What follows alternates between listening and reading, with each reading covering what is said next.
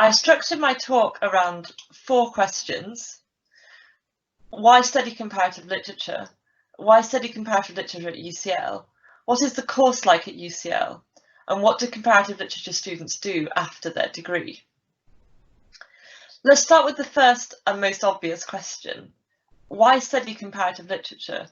Or even, what is comparative literature? What you will discover when you study comparative literature is that there are lots of competing definitions of what comparative literature is, or should be, or could be. Part of studying comparative literature is considering the history of the term and the different ways it has been defined. It also means considering that no definition is self-evident or neutral. For some, it's the word comparative that is problematic. How do we choose what to compare? How do we make space for difference within comparison? For most, it's the very term literature that needs questioning. How do we decide what is literature? What are we excluding from our definition? And even, how appropriate is the modern term literature for instance, pre-modern texts and contexts? Comparative literature allows you to participate in all these questions and debates and to offer your own ideas and conclusions. One of my favourite definitions of comparative literature comes from a book from 1993 called The Challenge of Comparative Literature, written by Professor of Comparative Literature Claudio Guillen and translated from the Spanish by Cola Franson.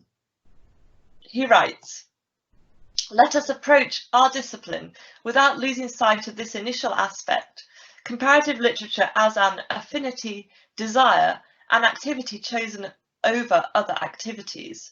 I wish to go beyond cultural nationalism, beyond using literature in nationalistic ways, out of narcissistic instincts, for ideological ends. I hope that this is a desire you all share. Comparative literature as an escape from narcissism, as an activity chosen over other activities, as an interest in cultural internationalism." But here are a few more practical definitions of comparative literature.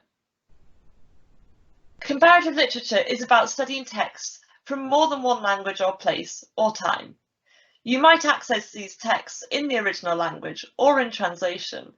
The translation studies theorist Susan Bassnett therefore argued in the 1990s that translation studies should be seen as a discipline within which comparative literature might be located, rather than the other way around, although the opposite now seems even more likely. Comparative literature is about expanding our knowledge of literature and about challenging literary canons, especially ones that are nationally defined. If the literary canon has chiefly been composed of the writings of dead white men, comparative literature incites us to discover and explore different voices. Comparative literature is theoretical. To study comparative literature, as I have said, also means to reflect on what comparative literature is. And it also means learning how to approach texts in different ways, whether that perspective is post-colonial, feminist, deconstructionist, post-structuralist, queer, eco-critical, etc. Comparative literature is interdisciplinary. Comparative literature also includes the study of film and other media. It involves a broader cultural awareness rooted in history, politics, and other disciplines, sociology, anthropology, philosophy, and so on. These are some aspects of comparative literature that for me are fundamental. They should also help you to understand the differences between comparative literature and English. Studying English typically means studying literature written in English, written originally in English. It's very Anglophone. It relies on a strong sense of a national canon, from Chaucer to Shakespeare to Milton to Wordsworth and so on. In both English and comparative literature, your task as a student is to read books and write essays, but the books that you read in each tend to be quite different. And in comparative literature, you have the additional challenge of learning a language. Comparative literature is much more international and multilingual, and much less based on a fixed historical canon of books. My second question then is more specific. Why study comparative literature at UCL? And here I would suggest to you at least 4 reasons: people, languages, location, and student community. In SELCS, we have a strong team of world-renowned academics, All are actively publishing, researching, organising events, travelling to conferences, etc. We have a wonderful CompLit teaching team, and you will receive outstanding research-led teaching from leaders in the field. Comparative literature at UCL is situated within SELCS, a school of modern languages. One of the distinctive aspects of the BA in comparative literature at UCL is that for us the study of a language is obligatory. You must study a language for at least the first 2 years of your degree. At UCL we have an incredibly broad range of languages. I'll come to these more specifically in a moment. SELCS is situated in a beautiful campus in Bloomsbury, near the British Library, the British Museum, surrounded by squares. Bloomsbury is an academic and cultural hub in London. It's also a highly literary location, home to Virginia Woolf and the Bloomsbury set. It's a great place to be. And it's also a great place to be not only geographically, but also in terms of a sense of community. One of the pleasures of teaching comparative literature here is the number of international students, which makes for a bright, vibrant, multilingual community. In a typical year, we might have a third UK students, a third EU students, a third international students from outside the EU. In other words, students with many different backgrounds. The BA in comparative literature students are particularly active and run an online magazine as well as organising a series of lectures and events. There's lots to get involved in. And recent examples of such events include a talk by the poet, author and YouTuber Savannah Brown on the overlap between social media and publishing, and a panel of independent publishers on publishing against the paradigm. These are some of the benefits in general of studying comparative literature at UCL. Many more advantages also come from the specific nature of the programme at UCL, which I'll tell you a little bit more about now. So I guess on to my third question, what is the course like at UCL? The first decision to make is, do you want to take the 3-year BA without a year abroad or the 4-year BA with a year abroad? You can sometimes switch between these programmes even after you arrive at UCL, should you change your mind or should your circumstances change. It's easier to go from with to without a year abroad, however. Note that to do a year abroad, you need to reach a certain standard by the time you go abroad in 3rd year in order to make the most of the opportunity. So it's not always possible for every language route, depending on the level at which you start. Comparative literature students on their year abroad tend to study at a university abroad. It's a fantastic experience linguistically, culturally, and personally. Your second decision is, which language would you like to study? Here you have a very wide range of choice. Within SELCS, Dutch, French, German, Italian, Portuguese, Spanish, Scandinavian languages, Danish, Icelandic, Norwegian, Swedish. Then within UCL you have even more options. At the School of Slavonic and East European Studies, abbreviated to SEAS, you have Bulgarian, Czech, Slovak, Finnish, Hungarian, Polish, Romanian, Russian, Serbian, Croatian, Ukrainian. At the UCL Centre for Languages and International Education, shortened to CLI, you have Arabic, Mandarin and Japanese, and you also have the languages of the Greek and Latin department under the Hebrew and Jewish Studies department. To reiterate, studying a language is an obligatory part of your degree in comparative literature, particularly in the 1st and 2nd years. Having made decisions about whether you want to go on a year abroad or not and which language to study, the course structure is composed of a number of different types of modules. And apologies that this is quite technical, but it does give you an accurate sense of what the course is like. Firstly, we have what we call core modules in comparative literature. These are obligatory, taken by the whole year group, fostering a nice sense of community and providing you with the textual and theoretical foundations you need for your study of comparative literature. So each year you take 1 or 2 core modules. In the first year, the core modules are Cultural Encounters in World Literature and How to Read Texts. In the second year, the core modules are Word, Image, Sound and Imitation, Invention, Authorship. In your final year, the core module is an obligatory dissertation of 10,000 words. This is a great moment where you can choose to study in depth something that interests you particularly, with one-on-one tuition with your dissertation supervisor. It's also a great experience of independent research and long-form writing. After your core obligatory modules, you have secondly your language modules.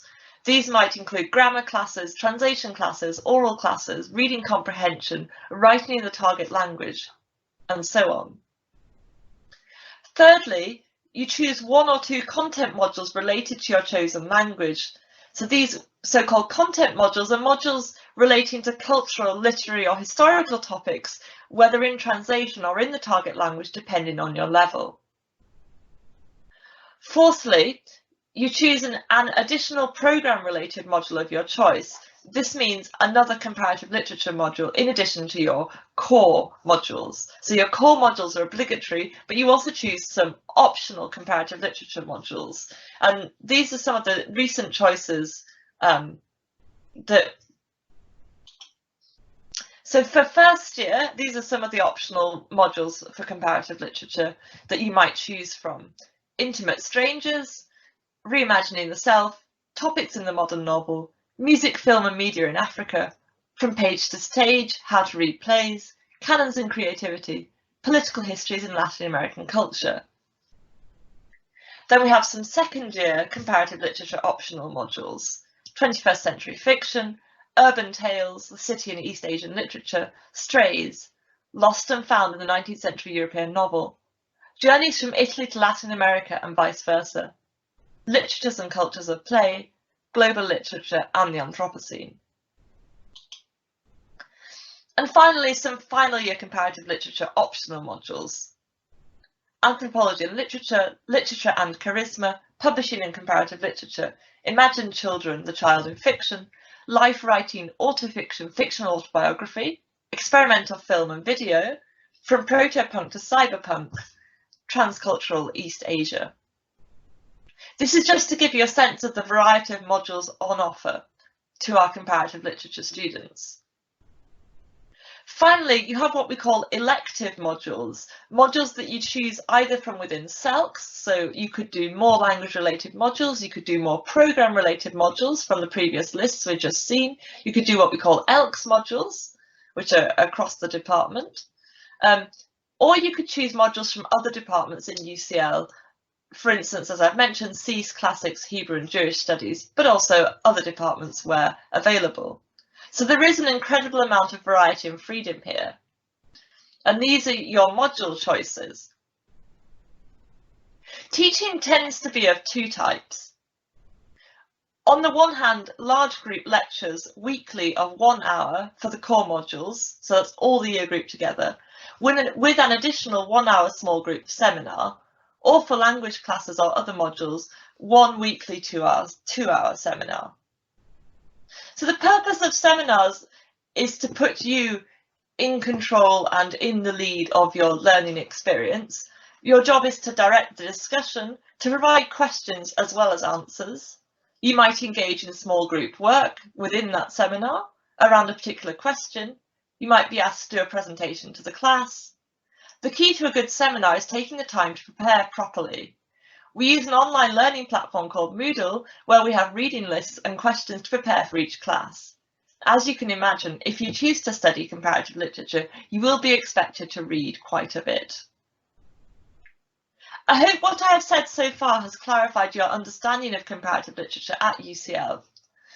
I just want to end with a few words from final year comparative literature students, current final year students, who I asked to tell me what they are going to do next. Comparative literature students go on to a wide variety of careers. These are just a selection. One student is going on to do a master's in comparative literature and critical translation at Oxford University. She writes here in praise of the range of modules available at UCL, their interdisciplinary nature, the encouragement she has received to combine creative and critical writing, and the benefits of seminar teaching in developing one's own voice and confidence. Another student is going on to a training contract for law at Slaughter and May. She learned from her degree adaptability, time management, reading analytically, and other vital academic skills.